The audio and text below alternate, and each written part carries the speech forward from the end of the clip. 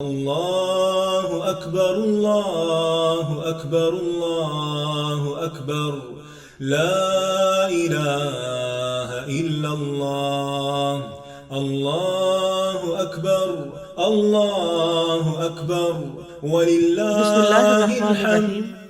السلام علیکم ورحمۃ اللہ وبرکاتہ۔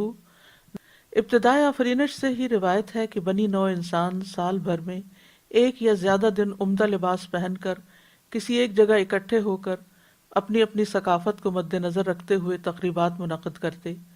کسی نے اسے مہرجان کہا، کسی نے یوم الزینہ، اور کسی نے فرعون سے یوم نجات کو اپنی عید کا نام دیا۔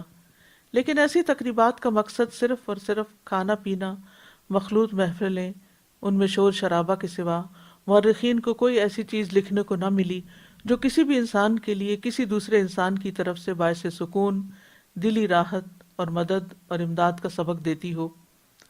یہ اعزاز اگر کسی بھی تہوار کو حاصل ہے تو اسلامی تہوار یعنی عیدین ہے۔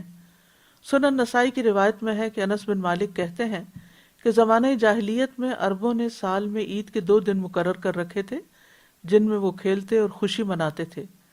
رسول اللہ صلی اللہ علیہ وسلم جب مدینہ تشریف لائے تو آپ نے فرمایا، ان 2 دنوں کی بجائے جنہیں تم عید سمجھ کر کھیلتے ہو، اللہ تعالیٰ نے تمہیں اس سے بہتر ان دنوں کو بدل کر ان سے بہتر 2 دن عطا کیے ہیں، عید الفطر اور عید الاضحیٰ۔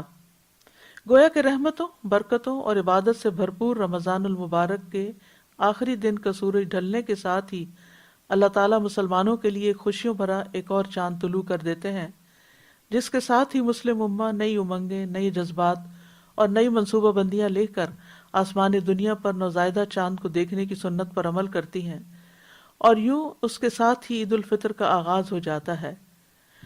ناظرین کرام، اس مرتبہ عید الفطر گزشتہ عیدوں سے مختلف انداز میں بالکل الگ تقاضوں کے تحت منائی جا رہی ہے، مگر بندہ مومن ہمیشہ اپنے خالق حقیقی کی رضا میں راضی رہتا ہے۔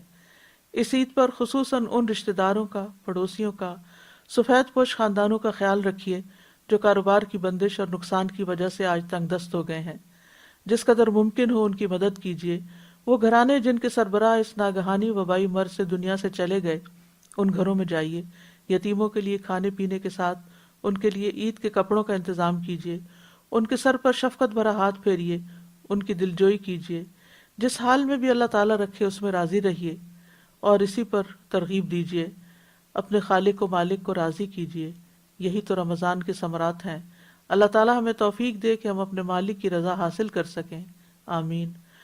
صحابہ کرام عید کے موقع پر جب ایک دوسرے کو ملتے تو کہتے، تقبل اللہ منا و منکم، اللہ تعالیٰ ہم سے اور آپ سے کی گئی نیکیاں قبول فرمائے۔ آپ سب کو میری جانب سے عید سعید کی دلی مبارکباد۔ تقبل اللہ منا و منکم۔ تقبل الله منا ومنكم، عيد مبارك علينا وعليكم۔